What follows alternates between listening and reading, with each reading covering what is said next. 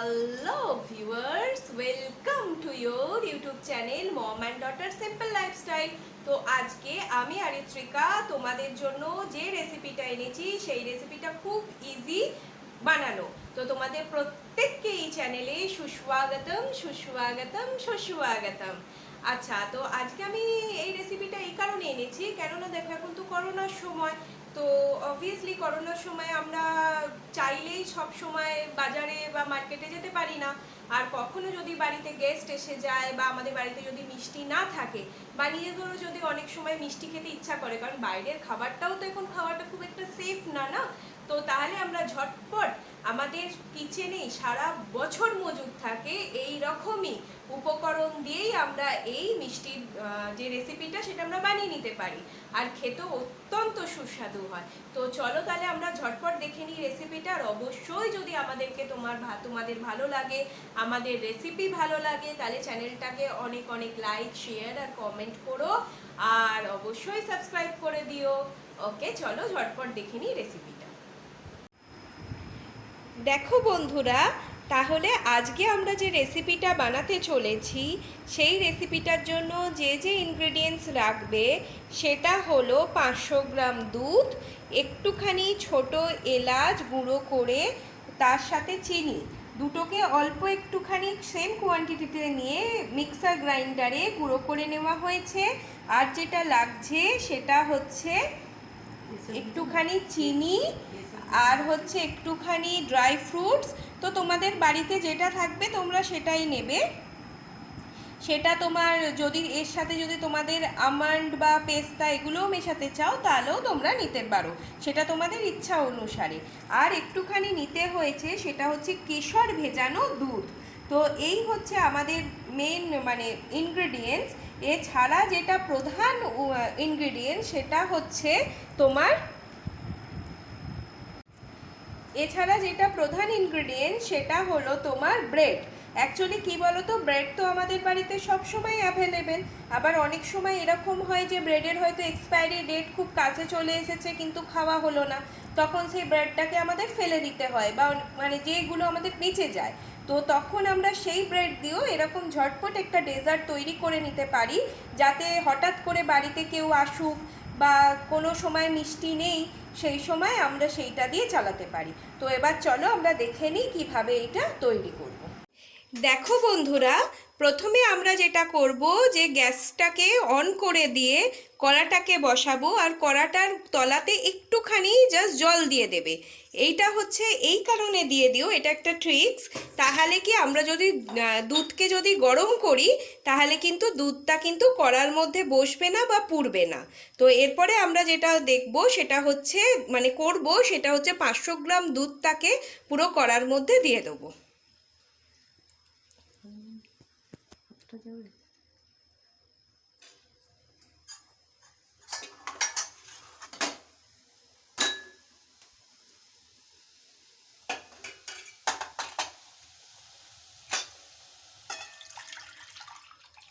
এরপরে দুধটাকে ভালো করে ফুটিয়ে নিতে হবে, যাতে এটা অনেকটা ক্ষীরের মতো হয়ে যায়, ঘন করে দুধটাকে এবার ফুটিয়ে নিতে হবে।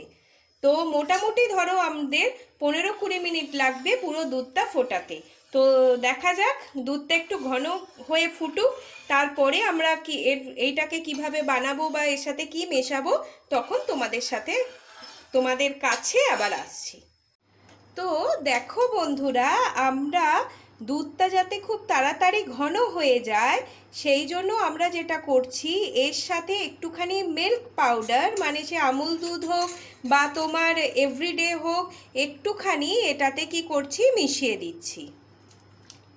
আর যদি আপনাদের বাড়িতে যদি কাস্টার্ড পাউডার থাকে যে কোনো ফ্লেভারে, তাহলেও আপনারা এটাতে মিশিয়ে দিতে পারেন, তাহলেও টেস্টটা খুব সুন্দর হয়। আর ফ্লেভারের জন্য দিচ্ছি ওই যে ছোট এলাচ যে গুঁড়ো করা ছিল সেই ছোট এলাচটা এখানে মিশিয়ে দিচ্ছি। এরপরে যেটা দেব সেটা হচ্ছে কেশর দুধ। এই সবগুলো ইনগ্রেডিয়েন্টস এখানে ভালো করে মিশিয়ে দিয়ে তারপরে এটাকে আবার কিছুক্ষণের জন্য আমরা ফুটিয়ে নেব।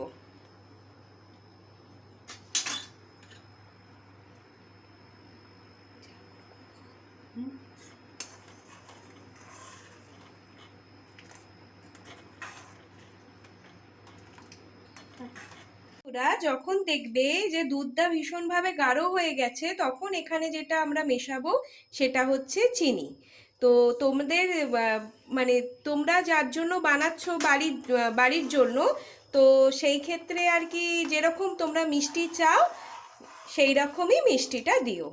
যদি অনেক ফ্যামিলি আবার একটু বেশি মিষ্টি খায়, অনেক পরিবার আবার একটু কম মিষ্টি পছন্দ করে, তো তোমরা সেই রকম বুঝে এই মিষ্টিটা দিও।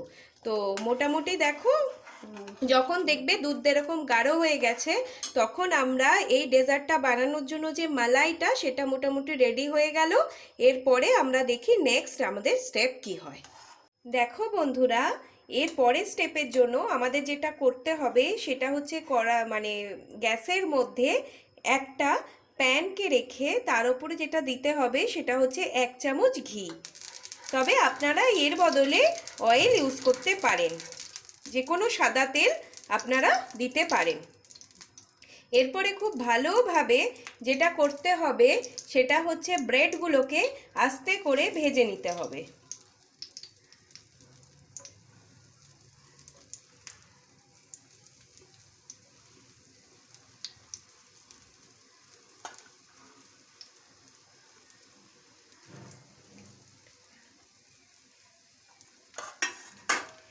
এরকমভাবে দুটো পিঠই খুব ভালো করে ব্রেডগুলোকে কি করবেন আপনারা এরকম করে করে একদম পুরো যতক্ষণ এটা একটু ব্রাউন হচ্ছে ততক্ষণ ভেজে নেবেন।